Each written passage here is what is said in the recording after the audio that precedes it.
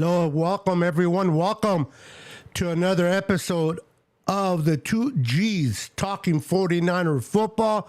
My name is Niner Beto. My co-host Peter Lucas is in the house. Pete, how are you doing today? Well, I mean, we could be better, but it is the bye week. So, we're just getting through this bye week. We had some good news today, and it depends on how you look at it. But yeah, I'm good. I'm good. It's Halloween. Got to take the kids out for trick or treating, and yeah, good times. Absolutely. I just want to welcome How you Daniel doing, Burry Beto? Sports. I'm doing good. I'm excited about this move. I know we have more pressing issues, and hopefully things can get resolved in this bye. You know, the whole coaching schemes and everything that is going on with Brock Purdy, the mistakes he's been doing lately. Hopefully they can get this figured out. But adding another pass rusher of the caliber of Chase Young, an Ohio State guy. Now we have two on the edge. This is not only going to help against the pass rush, but he's going to help against the run where we have been really lacking in. To me, it's definitely a help. Is it a game changer? We'll have to wait and see. But if anything else, it's a reminder to us that Drake Jackson is not the guy. At least not this year, because they went and got Randy Gregory, and now they added Chase Young. So we'll see how it goes. And we're going to break down the whole Steve Wilkes. And is he going to be coming down from the booth to the sideline? Is that really an issue? We'll break it down. I just want to welcome Daniel Burry Sports. I want to welcome Jimmy Perez. I want to welcome Danielle Thompson in the house. How are you doing? Welcome. Let me make this a little bit bigger. Hold on, bro. This is way too small. And I don't know why. Let's see here. Boom. All right. Let me make that a little bit bigger. Welcome, Danielle. We got Jimmy in the house. She says, "What's up, Beto and Pete?" We got Crazy Guy saying, "Happy Halloween" to all my little... Okay. Daniel Cantu, yeah. How you doing, brother? I've learned to read before I speak on some of these comments because it can get crazy. Danielle Tom says, with the addition of Chase Young, will help take the pressure off both. So that's a very good point. On that note, I want to get your thoughts on that. I mean, it's a big splash move, right? It's a big splash move, and they got him for next to nothing. So it's a low risk, high reward type of move. They only Washington paid a majority of the money, so I think the 49ers are only on the hook for like $600,000, and it might even be less than that. And all they had to give up was a compensatory pick, so their third round pick at the end of the third round. So I mean, it's a no brainer. Anything that can help us get some pressure, I'm all about it. Let's just see if Steve Wilkes can figure out a way for there's no excuses now, basically. Yeah, absolutely. What is going on here? Hold on, guys. Is everybody using emojis? No, it's not them. It's let me do this. Let me bring in this, and then let me see if nope. Hold on, guys. This is really interesting. And so,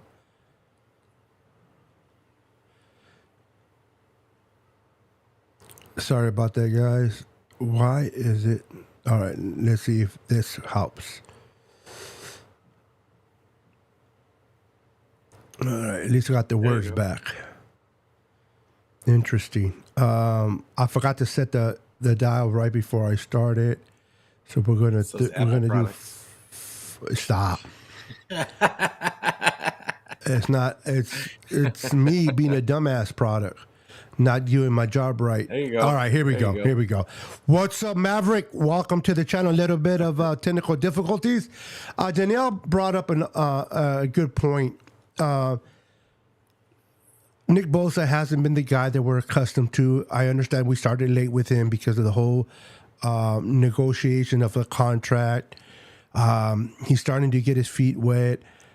I know in the sack department he's not looking really, really good right now, but he is definitely providing pressure. He's definitely getting to the quarterback, and not in the sense of sacks. Now, we needed secondary help. And I like to give credit to Mike from Nothing But Niners. He said there's two ways. I mean, it's not him making this up. He just said it, but I heard it from him. That's why you got to give him the credit. But I already knew this. There's two ways to fix your secondary help. Is one, obviously getting a corner, or two, putting more pressure on the quarterback. And the Niners were able to do one or two. Now, I heard a speculation that we were after the corner from the Bears, but the Bears wimped out like a little sissies. I don't know what the Bears organization, first and foremost, are trash. Okay, I understand why the Niners got Chase Young, because we got him as a rental. We gave up a comp third. If he does great for us, great. If he doesn't, we only paid him like $566,000. Okay. Once he goes and signs up with another team, we're probably going to get a third in 2024. So I understand what John Lynch did, and that was a great move, by the way. But what are the thought process of the Bears? They're not winning games, and you go out and get Montez Sweat and give a second pick for him, a high second for them, for a rental. I'm assuming they're planning to keep him long term, but there's no guarantee he will stay there. So real quick, I just want to get the process of the Bears. Like, you're not winning games. You're behind the eight ball. Why would you go and get a rental that is not going to do much for you? And there's no guarantee he's going to sign going forward. What do you think the process is in that, bro? I can't wrap my head around it. Yeah, it doesn't really make much sense to me. I mean, I'll be honest with you, if it had been me and I was the Bears, I would have been the one going after Chase Young. Like, just because I think Montez Sweat is a really good complementary player, and I think he would have been great on the Niners.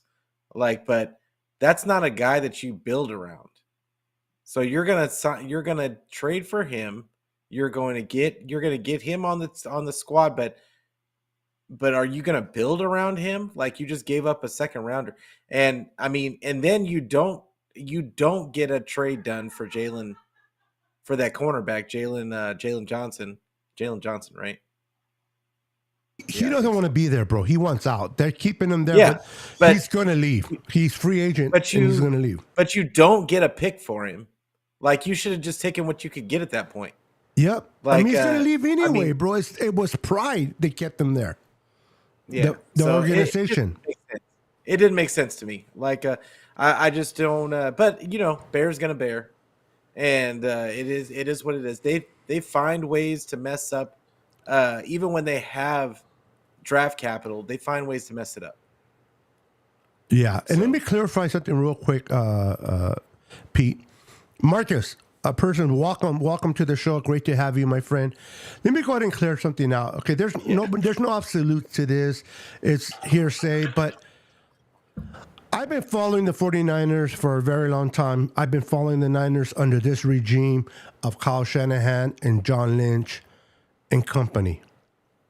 There is no way that anybody can convince me that they forgot or they did not submit the paperwork on time for the corner of the Giants. By the way, this corner, I forgot his name, from the Giants, he is trash. He's trash. He's been getting burnt. If you're not happy with Isaiah Oliver, Isaiah's playing better than this kid, okay? Yeah. The fact that Kyle or John forgot to submit the paper or they didn't submit it on time, that's a bunch of bull. These guys have been handling business since they got here. They're always making trades. They're always pulling the trigger. They're always showing us they got Christian McCaffrey. They got Trent Williams. They got all these players. And you're going to sit there and tell me, not you directly, Marcus, but people are going to sit there and tell me that, oops, they were too late. Come on, bro. That's disrespectful to this front office. Whether people like them or not, that is completely disrespectful. Your thoughts, Pete? Do you think they And forgot maybe it or was they ran late? maybe it was Lynch's subconscious telling them, "This guy's trash. What are you doing? Yeah, What are you doing?" yeah, Like, so I mean, even if they didn't forget, thank you, thank yeah, you yeah, yeah. for not messing up for not For messing up our bringing team. another Joker. Yeah, we don't Like, need a I mean, that Joker. I just know it's doesn't make any Halloween, but sense. So I mean, it's no. just nonsense, nonsense Yeah, as I usual. don't believe it, bro. I hear what you're saying. You don't want to bring him in, but John Lynch is way too. This guy's a Stanford graduate. Okay, he's too smart. His craveability. Just forget about elsewhere. Just as a San Francisco GM, he's done enough for me to respect this man and the move that he's made. Yeah, Christian they said it was the McCaffrey, Giants. good They move said or it was the bad? Giants that messed up. Now the Giants I can believe. They're idiots. Okay, they're a trash organization. I can understand that. But there's no way we're going to put this on the Niners, and I will defend the Niners in this because it's just too much disrespect. And again, Marcus, I'm not saying you're the one saying it because I know you only repeat what I heard as well from other people. So this is not We all heard directly at you, my friend. This is for the person that first brought it up. Shut the F up. Learn football. Oh, we got our friend. Let me bring him in a minute. Let me get him all. Go ahead and handle the chat while I get my friend in here. We get Twin in here. So go ahead. It's Oh, all okay, you. cool. So I mean, I see Danielle. As long as Chase can stay healthy, Oh, sorry. he's going to be great. I took Like, it away when you were reading it. Sorry. I'm a pretty fast reader. I Like, see you there, Twin. I got you. but yeah, Danielle. Look, I don't doubt his talent level. I think that the 49ers have a really good defensive line. And I think that the issue with our defense isn't them. I think that it's the scheme. That's my personal opinion on it. I think I saw Rich Madrid post some stuff this morning or last night about the differences. Even though it looks like they're calling the same coverages, uh, he was posting some of the differences between and how there's a disconnect between the front seven and the back end and the different responsibilities that the back end is having in this the scheme that Wilkes is running. And I just think that they're having to think too much, and it's not that we don't see the swarm anymore. Like D'Amico was all about the swarm, and there was multiple guys always there to tackle, even if a guy missed a tackle, which there was a bunch of missed tackles last year. There was always somebody backing up right there to back him up and to clean it up. No. And I just don't see that this year. Yeah. Oh, I thought it was law.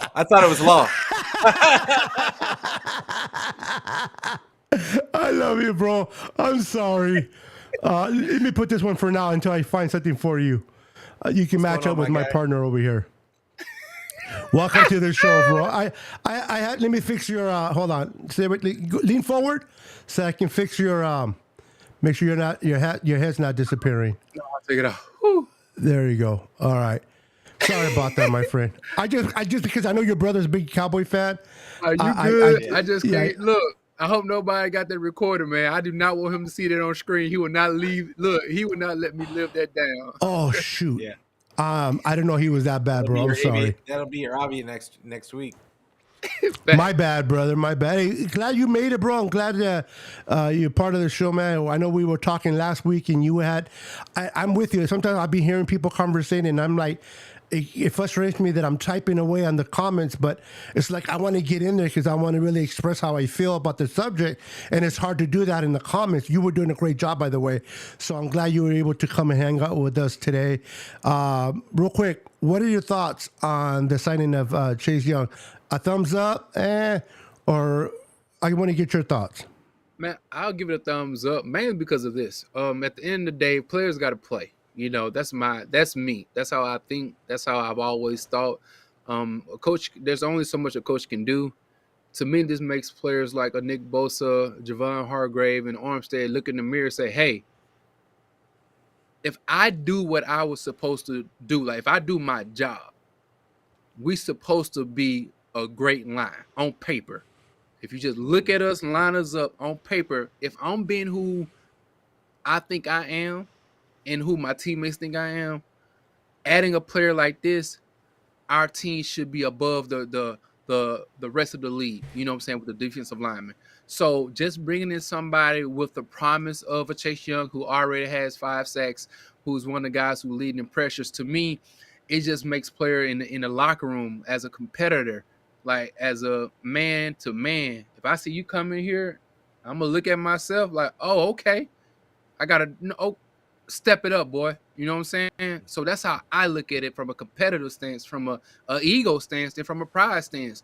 And so that's where I feel like it should have its most effectiveness on is the other guy's mentality, knowing that we aren't playing up to par to what we think we should do, no matter who's saying anything on the outside. Just to me as a man, I'm not doing what I'm supposed to do. You see what I'm saying? And so Yep. therefore, I believe Chase Young make me as a competitor, as an athlete say, okay, let's go get this thing done. Let me play to my potential. Because if I play to my potential, that guy should eat. Point blank, period. So that's how I looked at it today. You know what I'm saying? And a little energy in the locker room too as well. Yeah. Awesome. You want to add to that, Pete? I mean, I said my piece. Like I think that players. I love it. I look at the players, and I absolutely agree with you as far as players go. It does absolutely take players to make plays, and you should look at yourself in the mirror and say, "Well, am I doing everything that I can do?" But you made a comment about this is a guy that is tops of the league in pressures. Well, Nick Bosa is also in tops in pressures, but he's just not getting home. And I feel like a lot of them not getting home is because the quarterbacks are able to get the ball out so quickly, and then at the same time, I just think that the back half just isn't able to do the things that they normally have been able to do, and we see a lot of just one-on-one tackling, and there's nobody backing those guys up, and so but like they're like 3-4 yards off, so if they miss the tackle, like they're already getting like 3 or 4 yards until somebody's in their face again. So that's just the way I look at it. Move faster. Stop moving. They missed tackles last year though. Faster. Do better. Like that's my thing. Is like again, you are not an average player. Most of the guys on our D line aren't regular guys. If these are some guys who we think that are run of the mill type guys, then why am I paying you $35 million if I got to have everything up to par for you? I need to give my money away then. I should bring back a Menahu, Givens, and pay them all $5 million a piece. If I got to have the pearly gates, the road gold for you and everything else, why am I paying you all this money? What makes this money so great, and what do you bring that's so great where these things are equal value? Or should I pay my defensive coordinator $15, $25 million a year because his coordination, his scheme has to be that guy doggone perfect for a guy who's like Michael Jordan or a guy like Tom Brady or a guy like whatever? Nah, bro, you go be great. This is what makes you get the golden jacket. This is why you don't sit here and get these little things that these other players don't get. See what I'm saying? That what sets you apart, supposedly. I seen Jerry Rice score a touchdown with Evers the Gerback, 65-yard bombs with Gerback. Mm-hmm. And Gannon. Like I feel you. I feel you. We ain't however, people. So again, and the last thing I'll say is nobody's telling Kyle Shanahan to go to do a new scheme because at the end of the day, he only scoring 17 points a game. So we ready to get rid of the DC. But this guy who's been the OC for the last 7 to 8 years with the same squad only gives 17 points per game. So I can give a little grace to a person who just got here last week compared to a person who's been here the whole time. I agree. Or we got to push it up again because he got seniority over here, been here for a long time, and only can give me 17 points. This dude just got here last week, but we trying to see. You know what I'm saying? So that's how I be thinking. I just want to add this real quick. I think they brought in Steve Wilkes as an scapegoat, and I don't like that. They brought him in because shit don't work. Let's put it on this man. The fact that he was not able to bring any type of coaches with him is rare because defensive coordinators bring at least one guy with them if you plan to keep him long term. And then Kyle putting him underneath the bus like that when he had that bad play against Minnesota, it's not really up to Kyle to put him underneath the bus publicly. It's about having your back of your coordinator and allow Steve Wilkes. Now, if Steve Wilkes wants to put himself underneath the bus and say, this is my fault, I made that mistake, my call, so be it. But Kyle, as a leader, should have said, in my opinion, hey, this is my coordinator. I trust his decision. Whether he does or he doesn't, publicly he says, and he'll have this conversation with Steve Wilkes behind the scenes. But to put him underneath the bus like that, I didn't like that. I thought that was so immature of Kyle. Like, what are you doing, bro? What are you doing? What message are you sending to the players? Well, if my coach can put fingers, then next time Brock Purdy screws up, I'm going to talk shit about my quarterback. I mean, that I agree with. Now, that Exactly. I agree with. I think that you just never throw your teammate or your coaches on your coaching staff under the bus. I didn't agree with that either. And he's the leader, so the players are going to follow his ass. Yeah, but to speak to Twins' point, there is a difference between the head coach and a coordinator. Of course, you're not going to hold who's holding. Yeah, Kyle one's the boss. Who's holding Kyle accountable? Kyle is the one holding you accountable. Mm-hmm. And I get what you're saying about the offense. However, Kyle has this time period every single season where he loses his identity. He does it every single season, and this is just I feel like this is just one of those times when he went away from what made this team great. We're no longer a physical team. We're a finesse team now. But the difference is that we still have the players from the physical team. We don't have finesse players. We have the players that are going to get in your face, that are good at blocking and that are good at catching the ball, getting yards after the catch. We don't have players that are going to run exactly precise routes, except for IU. He's the only one really, and and the rest of them, we're a physical team.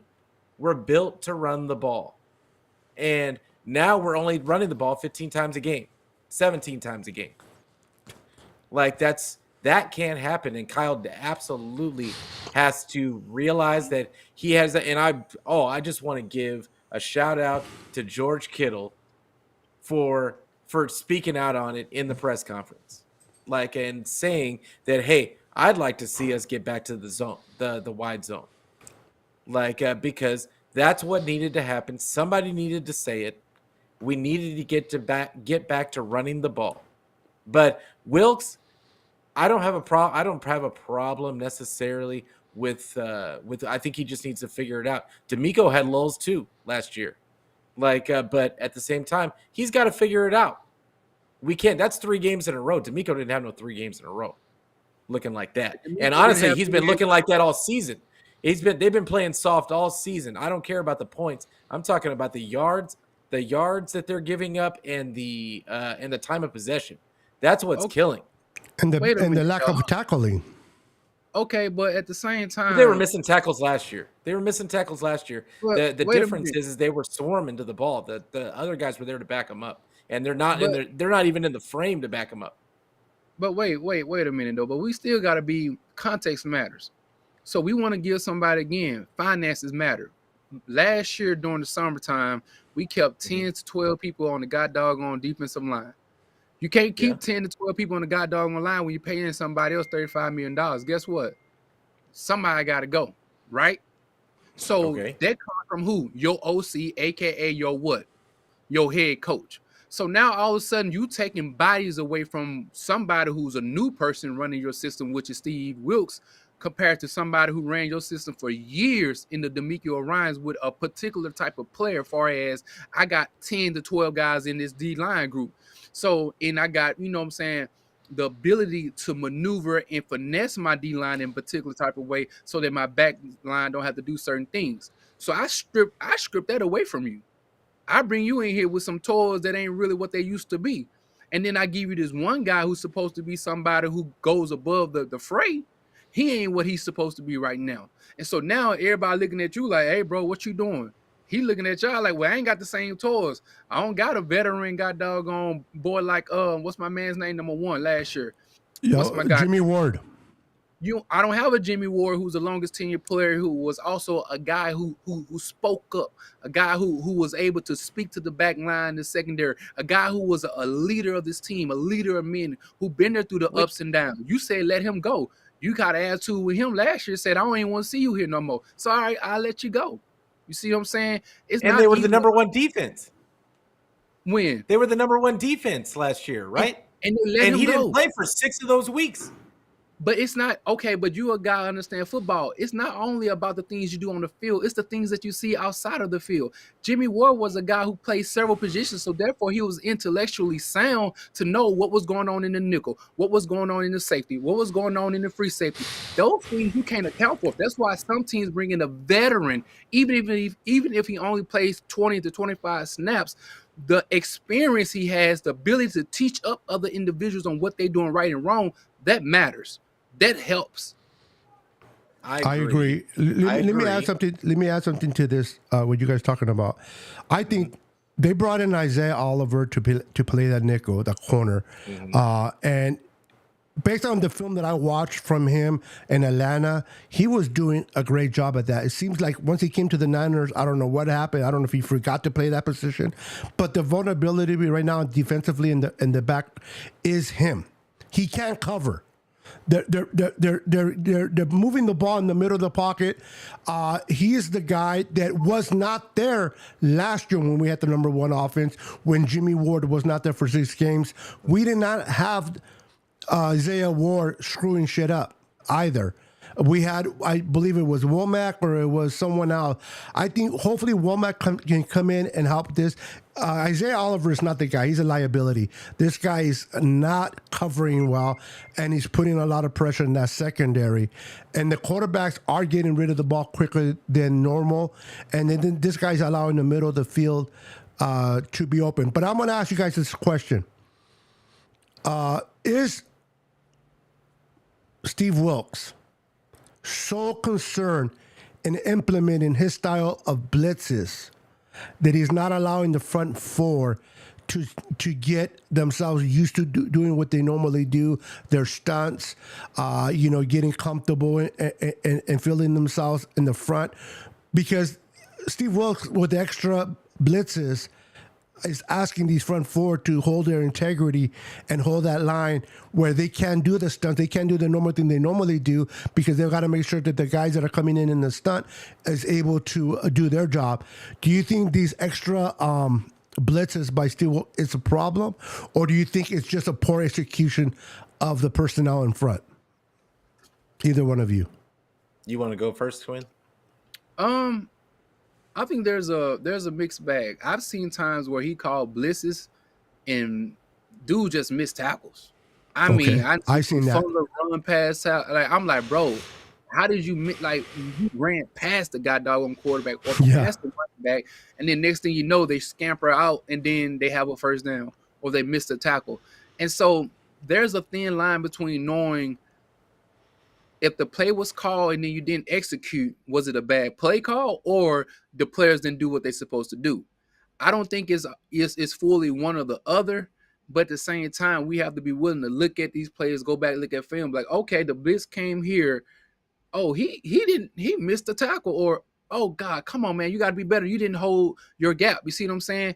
And so that's where the schematics come into play. And also, Steve Wilkes said, I think earlier on when we got him, he wasn't going to implement his full system here. Kyle said the only reason why you will get hired over here is if you run what we was running already.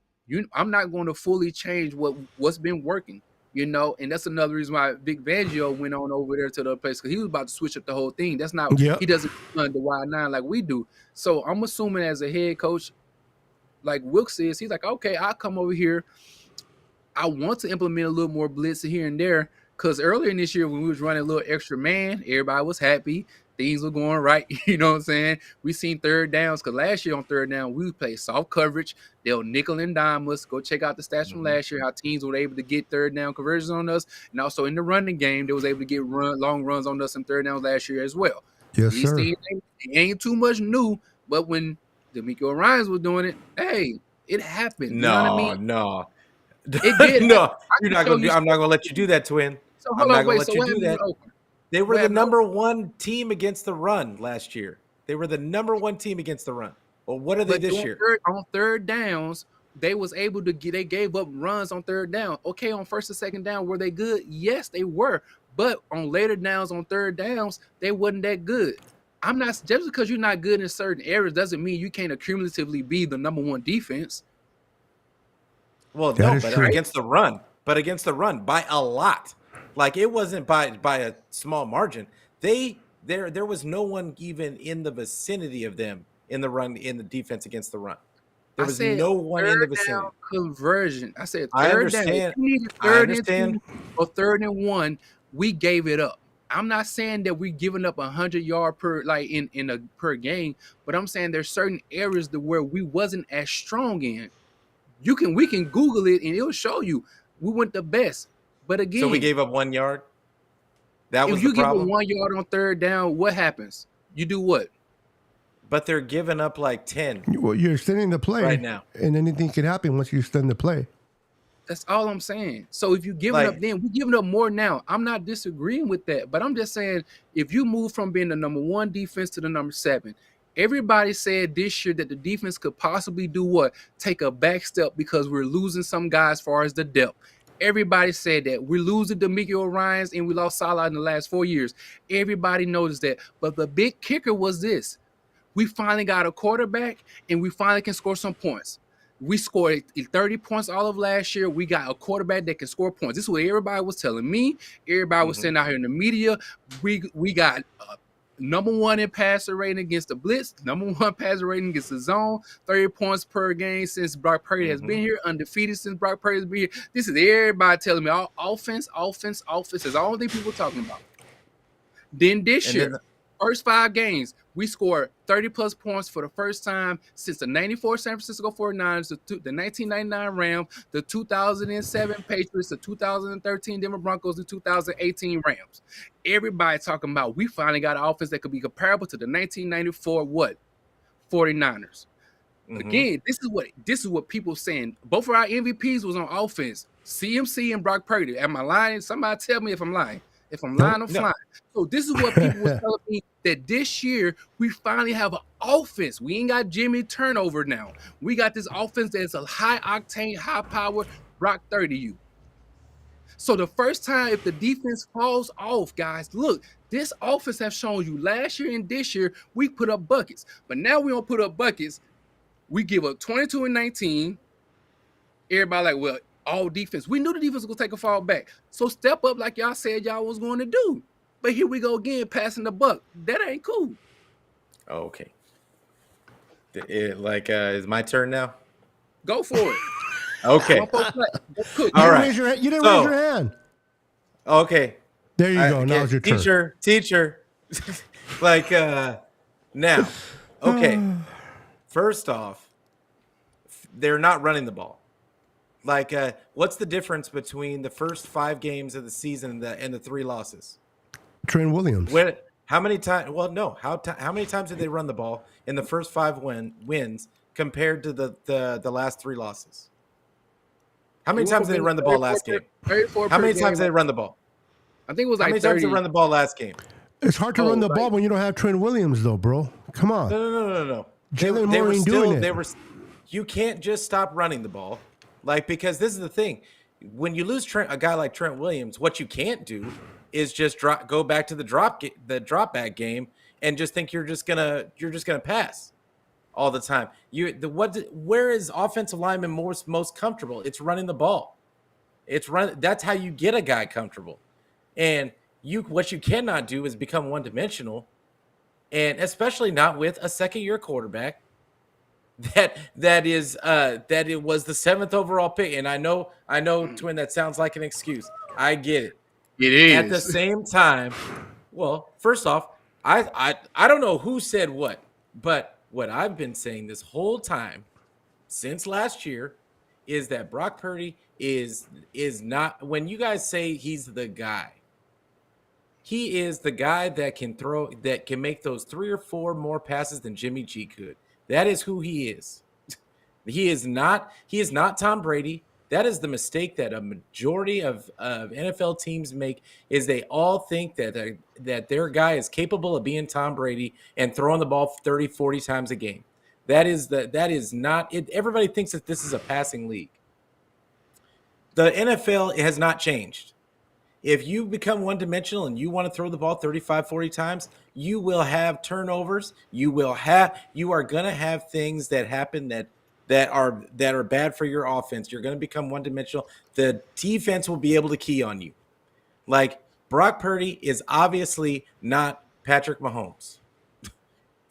For Kyle to think that his offense is above.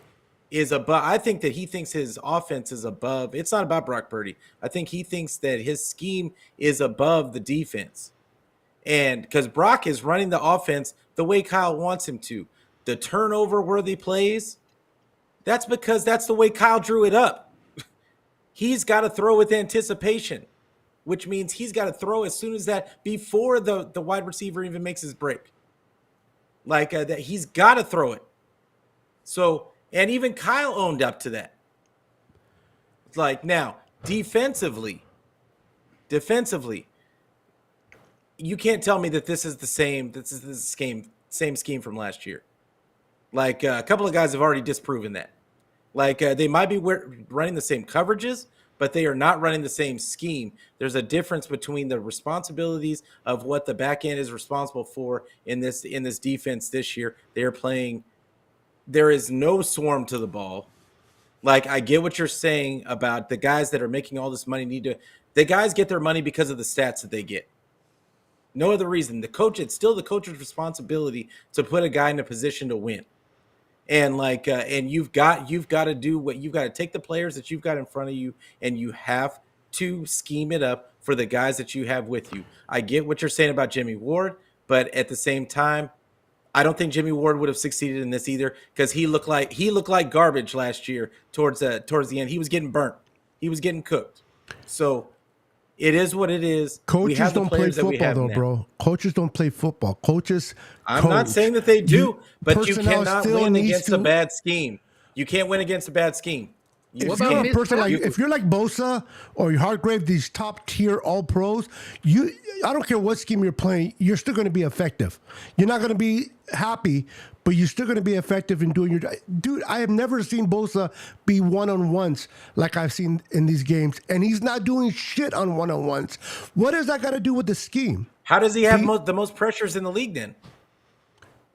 He has the most pressures, but he's not getting to the quarterback. And he's not winning his one-on-ones. Pressures he can't have the most pressures if he's not winning. He can't have the most pressures if he's not winning. You can have the most triples and not the most home runs. That is correct. So one of them you are the third base all day long, and the other one you bringing somebody to the house. Would you rather have somebody who hit triples all day or somebody who's going to get you RBIs? Well, then why do we talk about pressures? No, pressures are important.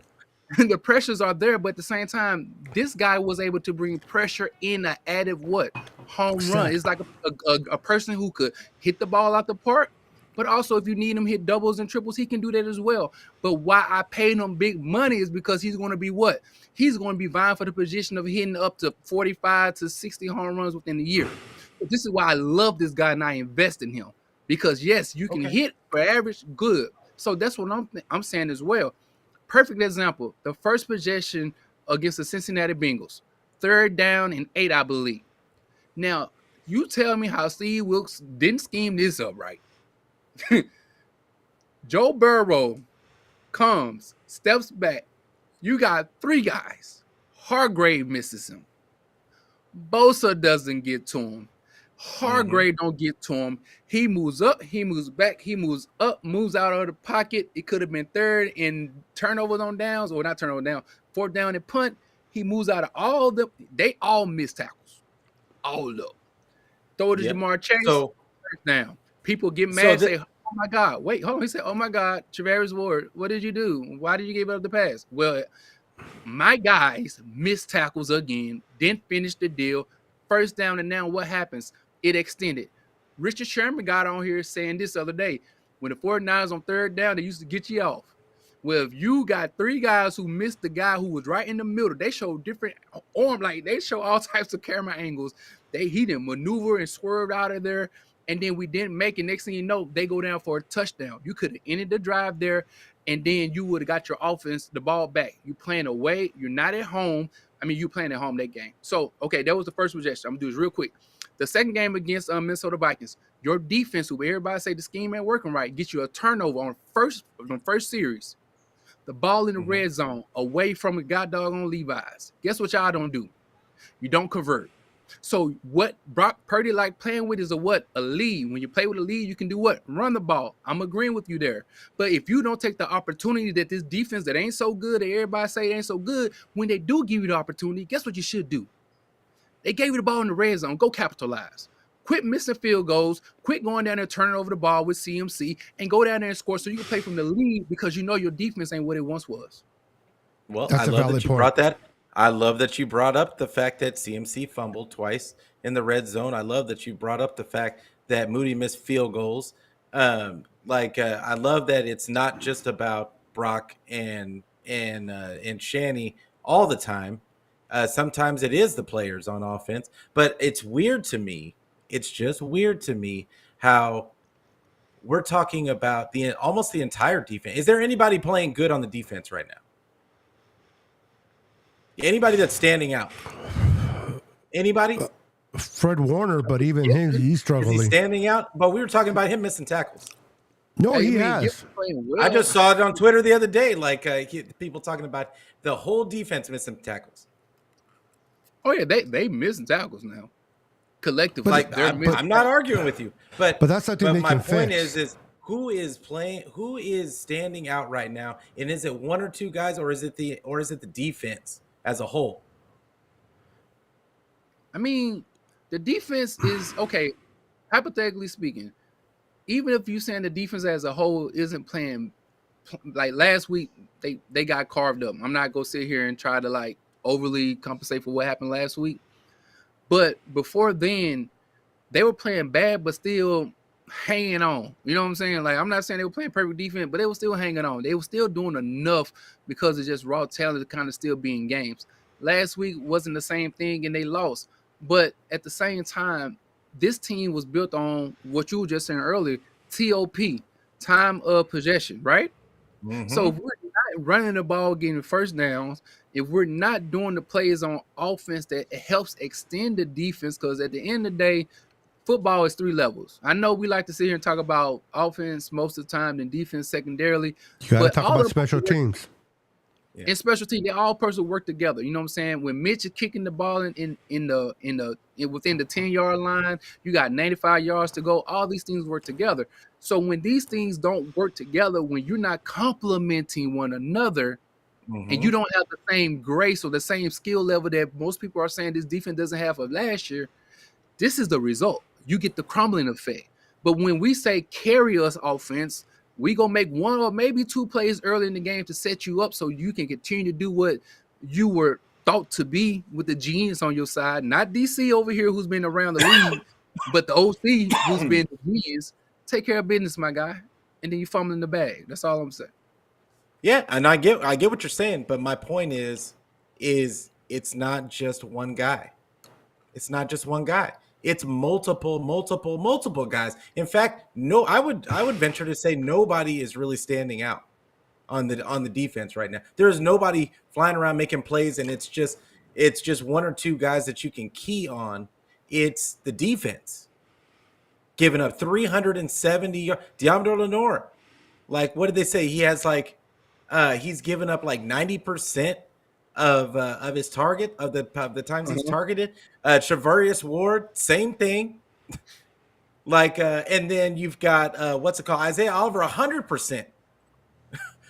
So it's not just 1 or 2 guys. No, it's a collective the entire of players. Defense. So at that point, if it's your entire defense, and this is a team that, regardless if they're missing a couple of depth pieces, you're telling me that a couple of depth pieces, because that's what they was depth pieces, is the reason for a defense to fall apart as far as giving up 370 yards of offense in passing offense. You better man the hell up. I'm come on sorry. now. So wait a minute. this But I'm is saying, me. So who watch this. This are is you my holding personality, though. accountable? This is my personality. This is me. At the end of the day, man, damn it, I get played football to play football, man. And if everybody else sucking, let me galvanize my homies because we missing tackles. We're not playing together. Guys, let's wake the hell up. You know what I'm saying? At the end of the day, I can't make tackles for you. But what I can do when I get an opportunity to tackle, I need to tackle you. Mm-hmm. If it's contagious, I need to say, hey, fellas, at the end of the day, Steve Wilkes is a 55-year-old man. He ain't coming down here tackling nobody. Is he always putting us in a position to win? No. But when he do put us in one, we need to make sure we execute, god dog it. Because again, man, I don't like, if you ask any of them guys in the locker room, if we're doing a percentage game, they go put majority of the blame on themselves because at the end of the day, they've been running this system or they've been running together longer than this guy been in there, and they got some pride about themselves. And so they go say, I got to look at the man in the mirror first and handle business. We can't just scapegoat this dude over and over again. Sometimes we just got to go make a play. That's how I think they may think. Could be totally wrong, though. I think that they just need to go back. I think the defense needs the guys, Fred Warner and the leaders on this defense need to go back, watch the tape of what they were doing last year, and then when Steve Wilkes calls something, override him at the line and just do what they got to do. Like, because that's what I think that just needs to happen because so if that happens it on just offense, doesn't look right. It doesn't look right. It does not look right. So if Brock Purdy does that on offense, it would be a god doggone revolt. I don't think Shanny would care. I don't think Shanny necessarily likes him either. I think he has his own. Like Steve Wilkes, I think that he has his own issues with him.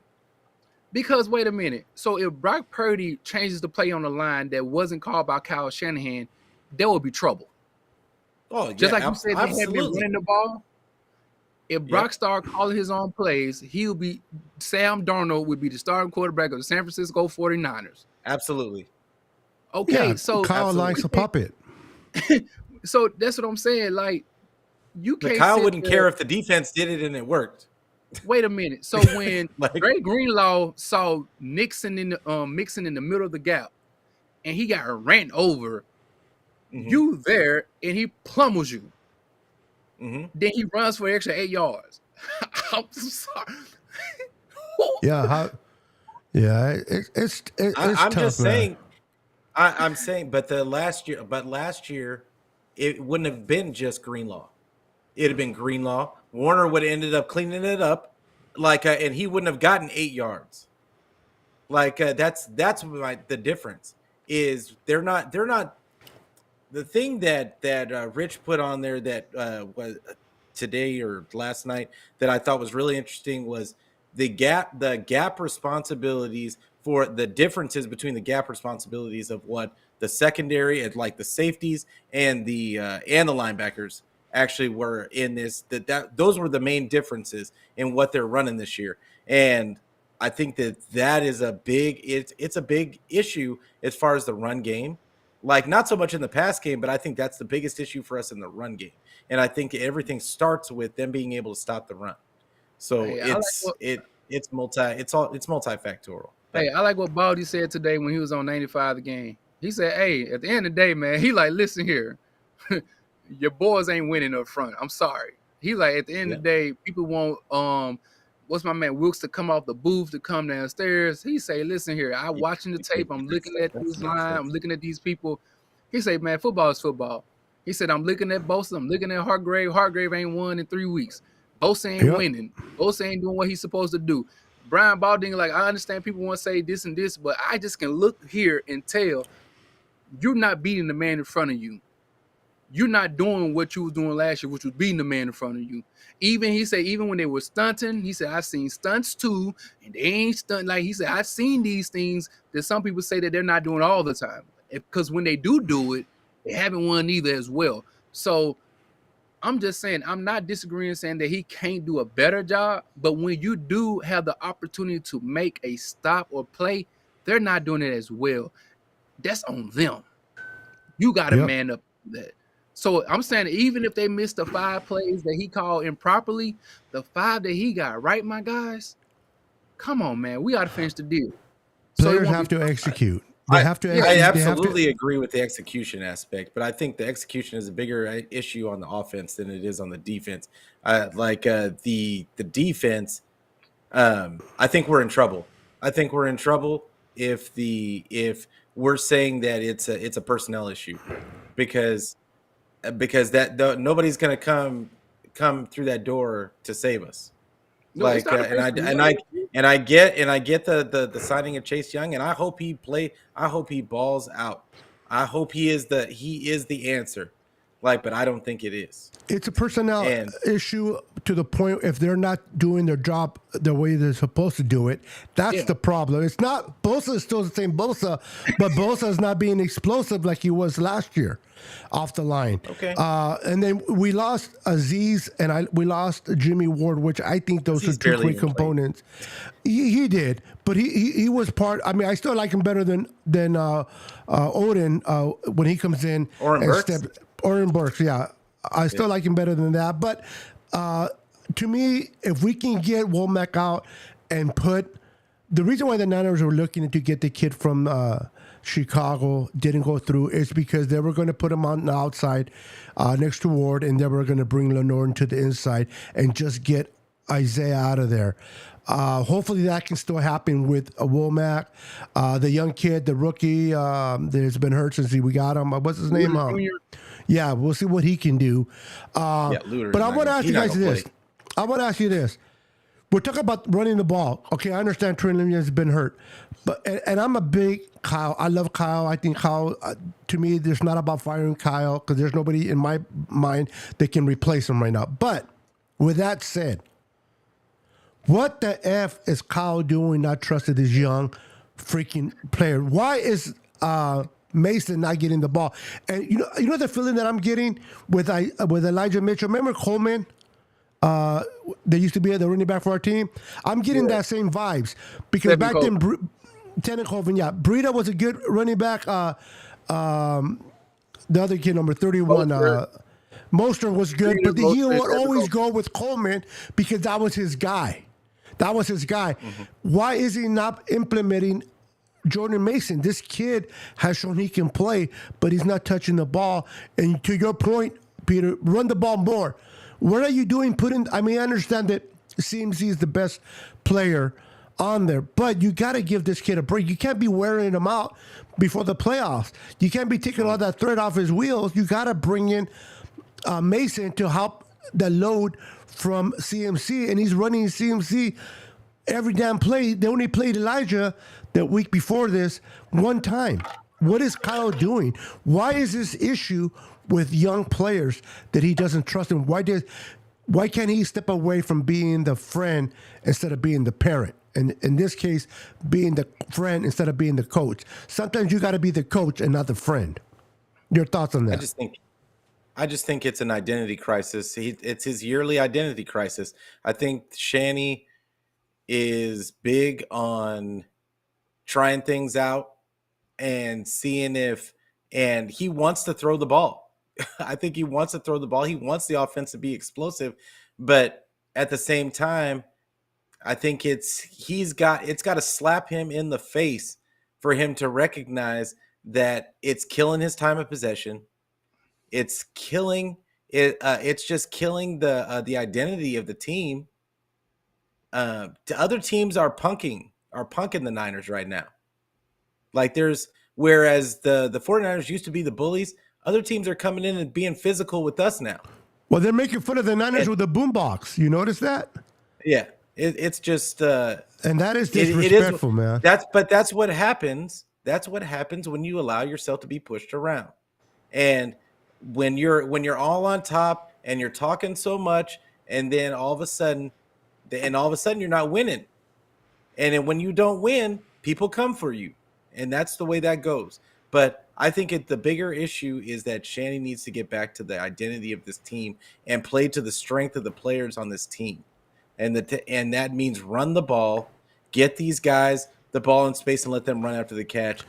Stop it with the 30, 40 passes a game. Really it's just 30. But regardless, I think Brock should only be throwing the ball 20, 25 times a game.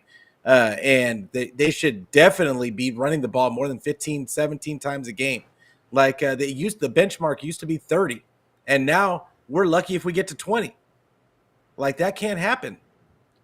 That can't happen. So that's what I think about it. Go ahead, Twin. You want to add to that? I think it's all right. At the end of the day, Kyle Shanahan doesn't like playing young players. Point blank, period. If you look at Kansas City last year, they played, I think, like 60% of their draftees over like 50 snaps. Like they were one of the teams in the green far as having their first and second year players playing a lot of snaps. So even though they may have made some mistakes in the first beginning parts of the year, eventually I'm counting on you guys to learn through what mistakes and get better. Kyle, on the other hand, if you're not perfect, again, we can see TDP don't play, which is a third-round draft pick. Danny Green ain't playing, third-round draft pick. Trey Sermon was a third-round draft pick. He ain't on the team no more. The guy who got hurt was a tight end. He don't play. Majority of the guys who we even draft don't even touch the field. And even the undrafted guy who we have, which is Mason, he barely even touched the field because some people are saying he doesn't know every play that Christian McCaffrey knows, or he may make some mistakes sometimes. And I don't know how many mistakes he's making because he only been out there maybe for 1 or 2 plays. And so when you are snatching the confidence away from these guys to not even getting lathered up, when you're running back, sometimes you might get stuff for 2 or 3 carries, but then you begin to get the feel, your blood get going, and you can maneuver and things. But when you're not even allow those things to happen because of this right here, your stubbornness, then we have issues. The same thing with a Ronnie Bell. Ronnie Bell was the guy that everybody was looking at during the god doggone offseason saying, this young fella, he makes plays. Does he make some mistakes? Yes, he does. But at the same time, he led the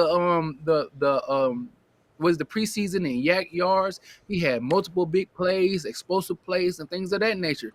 So what you do is you cut all that stuff off of young players, and you say, sit down over here, my guy. Even when Juwan Jennings is there and McLeod may not be making as many plays when we got to hurt Debo, still sit down over there, my guy. And to me, that's an issue. You see what I'm saying? Because now you're not utilizing all the weapons that you do have. And you've been so stuck in your own ways, which is making everything CMC-centric. I don't mind CMC running the ball. But sometimes you can go strong formation, full house formation. You can have a Juice, a Mason in the CMC or a Elijah Mitchell. You can have 3 guys in the backfield. You can have a strong I formation. You can have these guys motioning out far as George Kittle motioning, and you can have a CMC and a Mason. Like you can switch it up because that's what you're supposed to be known for, your versatility. If this guy's averaging 5.0 yards per carry and this guy for 3 weeks is only averaging 3.4, hey, man, it won't hurt. You know what I'm saying? If you give the young pup a try. But because you say, this is my guy, he's going to be our MVP, now your arrogance is hurting your defense too. Because what used to keep the thing far as the physical plays when I'm running the ball and I'm hitting you in your gut over and over again, your defense feed off that. It's complementary football. See what I'm saying? Absolutely. I'm wearing down the defense on the opposing team. If I finally even kick a field goal or a touchdown, they hyped up because they didn't see you run the ball down their throat. So now when the possession come, they get another 3 and out, and now your offense run the ball down their throat too. That physicality that you was talking about is now there again. But see, now he's so stuck in his ways because, again, he said this is the real deal. I know you didn't say this, Pete. This is the real deal. This is not Jimmy Garoppolo. Yeah. Other guys said he's not just a system quarterback. This is what people tell us. I'm not trying to be – this is what they're telling us. So when I give you the responsibility, now we're saying, hey, we could throw the ball 30, 35 times because we got the real deal now. Right? I know you said no. I'm saying this is y'all told me this is our franchise guy. You can't have a franchise guy who can't be able to hold the team on his shoulders for a little bit. But I mean, Brady won 3 Super Bowls being a game manager. Like, who? I mean, I know that was a while ago. No. I'm saying, but no. What my point is that when Brady first came in and won his Super Bowls, how many times did he throw the ball in Super Bowl?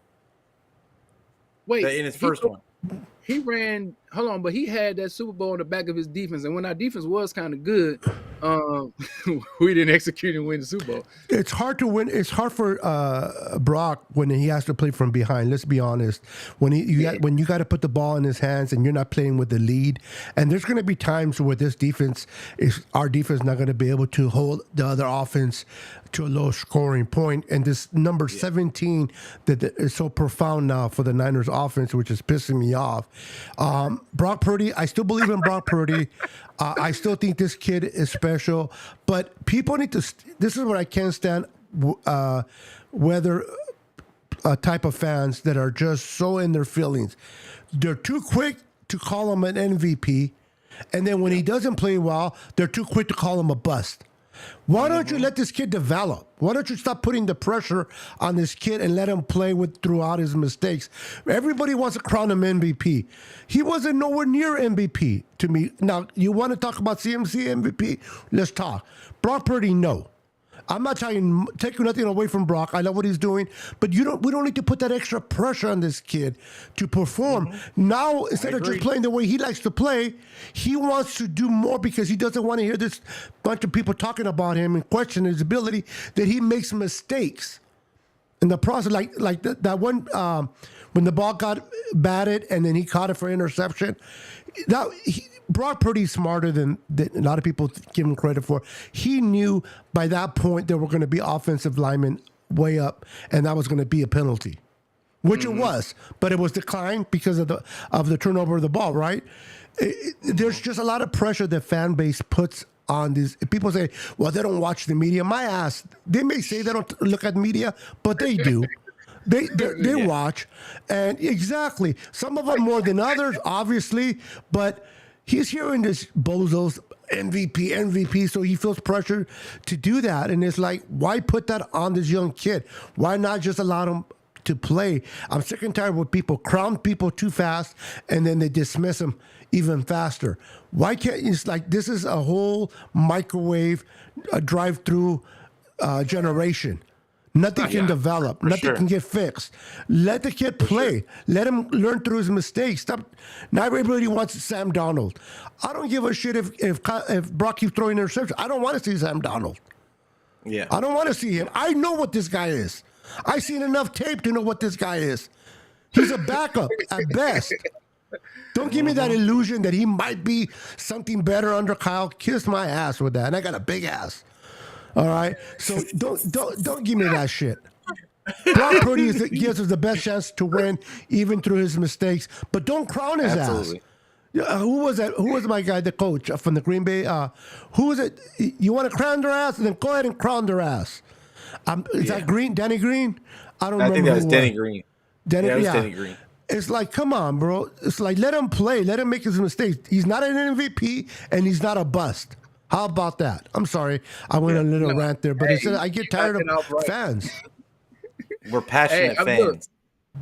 And I think what messed that up, honestly, Beto, and this is why I'm not even trying. I don't even want to bring his name up, but this is why people said, if you ain't gonna be patient with Trey Lance development, okay, because now you say you got a ready quarterback in Brock, and one of the things that most people were saying, and people thought you was hating, was you like, dude, you cannot do that because you're now telling people this guy is ready and this guy wasn't ready and you ain't got time to develop this guy, so he needs to go.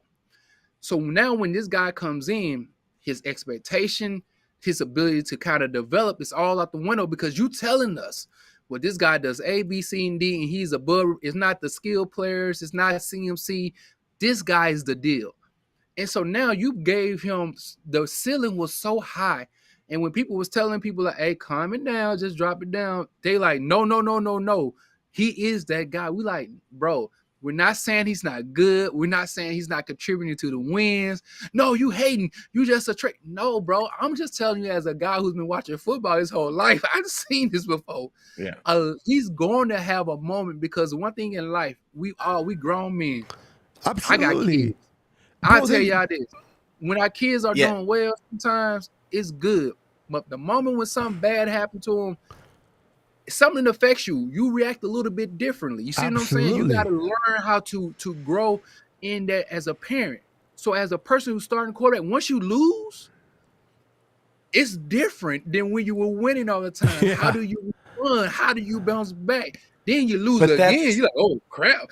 How do you respond? yeah, but Then you lose that's again. the job of the head coach. That's the job of the head coach, or at least the offense coordinator, however you want to look at it. Well, But he's that's one of the Kyle's same, job. but Yeah, like it's Kyle's job to recognize what Brock is and say, okay, let me stop feeling like let me just stop drinking my own Kool-Aid that I'm pouring for everybody and just do what I did to get us here from the beginning. But now Brock can make those 2 or 3 throws that Jimmy couldn't make. Like, because we've been in this position, we've been in position to win a Super Bowl. We've been in position to get to a Super Bowl multiple times without Brock. Yeah. Like, and there's so you know that your system works. You just needed the guy to make a couple of throws, couple of extra throws, and that's all you needed. And I think that Brock can be that guy, but it's up to Kyle to keep the expectation and keep Brock out of harm's way by doing too much. he does the I opposite, feel bro. like He does the opposite. He's yeah, such an it's egoistic bastard that he puts the more pressure on the kid instead And he of can't instead make of a mistake. I love Hey, what you Bilo. mentioned about Mason. Like, just because this is the thing. The issue with Mason is that he does make mistakes. Like, he does make mistakes. I've seen him miss blocks. I've seen him run the wrong route. Like, I've seen it. I get it. But you can't tell me that you can't get that guy on a short yardage play out there and just run behind the tackles and like just get him the ball when you need. We've seen this guy get 6 yards of carry off of 8-man fronts. So like it's not we just him, need you to it's get a couple Kyle, of bro. yards. It's We not just need Mason, you it's to get a couple Kyle. of yards. Kyle needs to get out of So his own way, bro. He needs to get yeah, out of his own way. This is why I always wanted an offensive coordinator alongside Kyle. And I understand he's a genius and they can kind Yeah. of talk to each other. But Kyle needs to mind his business elsewhere and stop being this guy that wants can't to do that. compete with everybody. He wants to compete with the whole world. He wants to be like, I'm the best of everything. Stop with that. If Mason makes a mistake, it's right straight to the doghouse. One little mistake, instead of saying, imagine as a parent, well, I'm a grandfather now, but as a parent, when my kid made a mistake, if I just shit on him and did not put him in a position to do better, he will have this mentality that I can't make it. But if I correct him and then I give him another opportunity to show himself that he is better than the decision he made prior, he's going to get better in life. This is what you got to do with your running backs and receivers. We got Bell that is looking pretty good. He don't get no opportunities. I forgot that Danny Gray wasn't even on the team because he's been so long gone. Somebody mentioned him. I'm like, oh shit, he's still on the team. He goes, yeah. I'm like, well, you know what I mean? It's like, what is going? Kyle needs to get out of his own way, and this is the only area that I don't like about. People may hate me for this. I don't like the Rams, but this is where I do respect Sean McVay a little bit over Kyle, is that McVay gives his young kids opportunities to make mistakes and continues to believe in him. And I would have loved for Kyle to be the coach and Sean McVay be the offensive coordinator on this team. It would have been great, but it is what it is. Kyle just needs to get his finger out of his ass and do something different. And I'll say this. I'll say this. Cal is a guy who doesn't see gray. He doesn't see gray. He's No, black he or doesn't. white. You're absolutely right. You know what I'm saying? And that's what the thing about, unfortunately, with Brock now, and they say this with multiple quarterbacks, whether Jimmy G, Matt Ryan, another quarterback I heard is like, when you good, you're good. But then when you mess up with Kyle and start to get on his bad side, he overcorrects. And Yeah. so then you begin to overly think sometimes, as far as playing a position like the quarterback, where you need everything to be reactionary. And some of your natural instincts may need to come and play in certain games. And that's what we loved about Brock last year, when he may have scrambled a little bit and did some things. But then this year, they're like, hey, just stick here, stick here, stick here. And sometimes when your old line is not what it's supposed to be, you're like, I need to move, but I need to stick Yep. here. You know what I'm saying? And so then once you mess up one time, you got 3 games of losses or 1 game of loss. Kyle's in that doggone film room and he's working him. He's working him. He's working him. You see what I'm saying? And he's still a young player who still needs to develop. who still needs time. You see what I'm saying? And Mhm. so you don't want to knock his confidence that much or have him thinking about that in the fourth quarter when that pressure is on, when you don't have a lead, because that's when you want him to be the cool, calm, and collected. You know what I'm saying? Yeah. Because Absolutely. No, I feel you. one thing about I Brady, feel you. he was poised when the fourth quarter came, even in his young stage Mhm. of his career. Um, but then again, one thing about Bill Belichick and them guys, Charlie Weiss, they always had a backfield of multiple running backs. They had running backs who ran lead, they had running backs who ran screens, they had running backs, like they had a multitude of guys to go out there and catch the ball, run it between the tackles, Corey Dillons of the world, because he knew that kept these guys fresh, because Tom Brady was going to hit the little check downs here and there and keep the ball moving forward. The whole thing this summer for Mason was to learn how to run routes like who? Christian McCaffrey. Elijah Mitchell run routes like who? Christian McCaffrey, so that we can continue to interchange one another. But when you Yep. don't trust them that one time to run the route, now CMC out here running 55 straight got doggone plays. Yeah, You it's suffer, wild. you know what I'm saying? Yeah, you're wearing terror. So real quick, guys, as we come in, bro, I really enjoy having you on the show. Troy, you got to come more often, bro. We got to do a live on another show. But I want to ask you guys, as we're coming close to our hour, we like to keep it within an hour. What? And I'll start with you, Twin, and then I'll have Pete. What, in your personal opinion, do you think the Niners need to do? Whether they do it or not, that's a whole different thing. But what do you think they need to do during this bye? So when we come out of it and we face Jacksonville, we can get that W and move forward. What do you think the Niners need to do, in your opinion, on both sides of the ball? I'm a man of faith, man. So first and foremost, man, listen here. What you're wrong is you're wrong. You can't go back and change it. So at the end of the day, trash whatever happened the last 7 weeks. You know what I'm saying? That's over and done with. Forgive yourself. All right. Let that weight go. Don't hold on to that burden. Whatever you gotta do this weekend, release it. You know what I'm saying? That's everybody in that locker room. Before y'all leave and go to Honolulu or wherever else you're going, as a group, as an individual, first and foremost, be where your foot is. Be where your foot are. You know what I'm saying? Forgive yourself and say, I know what I've done good. Go back, look at good tape. Go back and look at film of you doing things right. Wash all the negative out your head. Get your confidence back up. See yourself making tackles. If I'm Nick Bosa, I'm looking at every 44 sacks I got in the National Football League. You see what I'm saying? If I'm I like Shavarius that. Ward, I'm looking when I was the number one man cover corner. I'm looking at all my tape. I'm remembering who I am.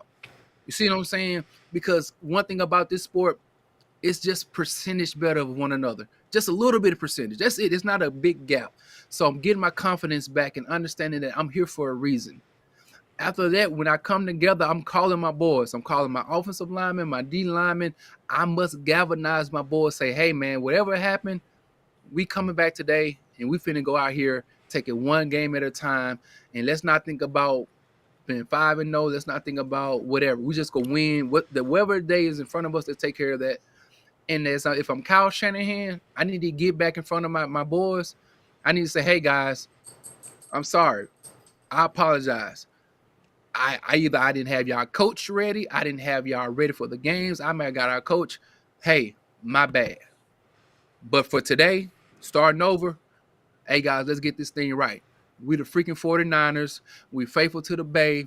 We finna sit here and get things together and get things right and go out here and be dominant for one game.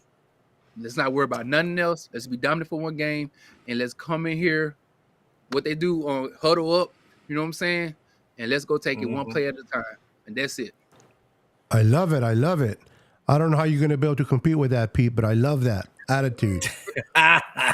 Like I was like, okay.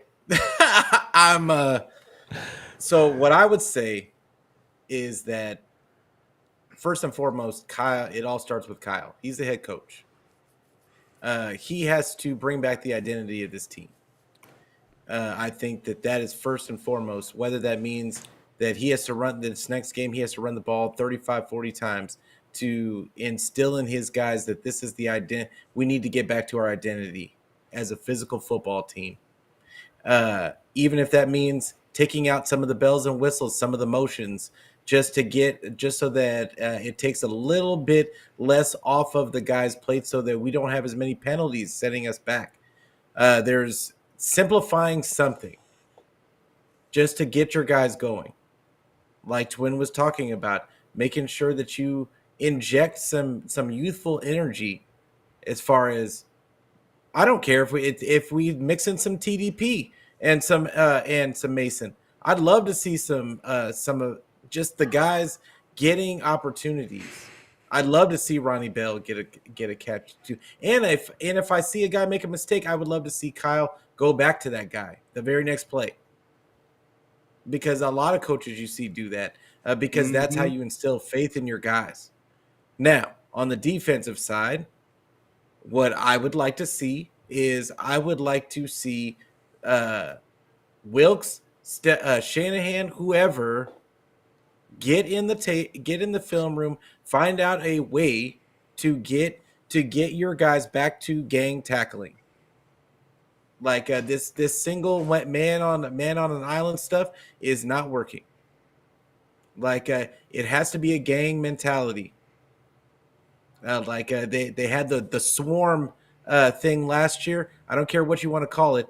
You can call it something different if it makes you feel better, Steve Wilkes. I don't care. But we need to get back to the gang tackling and the physicality of what they were doing last year. But it all comes back to that same word: physicality and getting back to your identity. And then special teams. Moody just needs to. I'm gonna still say it. It was a mistake to pick a guy third round. I'm just gonna say it. Like I don't care what people believe it, and he might not miss another one for the rest of the year. I still think you don't pick a guy that high, and it's the percentages tell you the same thing. But it is what it is. He's here, and Moody needs to figure out a way to just keep his confidence. Like he's got I've seen him a little dejected on the sideline. He's got to keep his confidence. That's all I got. Yeah, especially with losing Banks for with a toe turf, which is going to suck. That's going to suck. You think, go ahead. Real quick, again, Kyle Shanahan. If you use 4 third-round draft picks, ain't now one of them go touch the doggone field, my guy. Yep, that's where I was going, bro. Tackle, backup center, backup right tackle, backup left center. Like my man Pete just said, we could have had Daquan Jones as a left right tackle. Bro, this is the stuff that we miss out on when these guys don't even touch the field. Yep. Man, use your draft picks, man, and let them guys play, because we are suffering now because we're not having the depth. We could have had, that's all I had to say. Go ahead. You hit it right on the dot. That's where I was leaning. It's like you go and get a kicker at the third round. You get a tight end from Alabama that is not even playing the damn year because you're redshirting him. What are you doing? You get a guard. You can never have enough of those on the offensive line. You know what I mean? It's like, and that, I get tired of hearing fans saying about we should have got a guard or a tackle in free agents, not free agency, but before the deadline. I'm like, you know how hard it is to get a tackle. Ain't nobody giving up anything worse. Exactly. So, Kyle, do better. I would love to see a little bit less man and a little bit more zone, going forward. And look, I think we've been doing a lot of man. I think we've been exposing our corners there, especially with Isaiah Oliver not able to cover. I'd like to have the guy sit a little bit more in zone. But we'll see what happens. Before we close it out, you have a channel, right? Yes, sir. Okay, so please promote your channel and whatever you got going on, how people can find you. Well, man, first and foremost, thank you guys for having me on, man. It's always a pleasure and a joy to come in here and talk 49er football, no matter win, lose, or draw. I just love the ability to come here and hang out with some fellas, man, talk shop. So first and foremost, I just want to say I appreciate that. You know what I'm saying? Thank you for everybody in the chat, man, who came through, man. I appreciate you. Y'all make sure y'all like, subscribe to my boy channel. You know what I'm saying? Hit that like button, share the content as well. Appreciate every last one of y'all. I have a channel, man. It's Twin Empire _ You can find me on YouTube, Twin Empire _ Make sure y'all like, subscribe to the channel. I definitely appreciate it. And also you can follow me on Twitter as well. It's Twin Empire X2 on Twitter. So yeah, y'all hit me up. I'll probably be on. I have a show every Thursday. I do a pick'em show. Me and my brother, man, we sit back, have a fun time. Hey man, if y'all want to, probably, come in, holler at us while we're watching the game, man. We just go through the whole game, watch and do a little play-by-play, laugh, have fun, and to try to make it interactive. So come holler at me on there as well. I love it. I love it. All right, guys. Pete, do you have anything going on your channel before we call it a night? I'm gonna try and get on later on this week before the game. I've had a lot of stuff going on at work, but I'm gonna try and get on again once more this week. So be on the lookout for that. But yeah, no, it's just Niner Fanatic Podcast. Make sure I'm on YouTube. I'm on Twitter. I'm on Facebook. I'm on anywhere where you can get your audio. I don't care where you get it, just get it. Right on. Well, everyone, thank you guys for tuning in to the Niner Sickness podcast with me, my boy Pete, and today's guest Twin. You guys are amazing. You guys are the true MVP. Those in the chat supporting the channel, you guys are amazing. Give yourself a hand of applause because you guys are what make us job do easier. Have a wonderful evening. Always remember, have a blessed day. Warriors. Remain faithful, and don't ever forget, Jesus loves you. Love him back. Y'all gonna lose again this year. Warriors. Just so you know, you're just gonna lose again. Yeah, I thought you were talking about the Niners defense was Warrior. Nah, we're not gonna talk about the Warriors, bro. Lakers. Get out of here with your word. You gotta go ruin it up, man. That's it. I'm inviting your brother over instead of you. He's a Laker fan, so you'll love it. Here. Call your brother, bro, because hold on. There you go. Take some shot for your brother. Yeah. My bad. Let me take it out because your brother will take advantage of that. All right, guys. Thank you, guys. Everyone, have a wonderful night. Be blessed and remain faithful. Let's go. Peace. Go Niners. 10, 9, 8, 7, 6, 5, 4, 3, 2, 1, 0.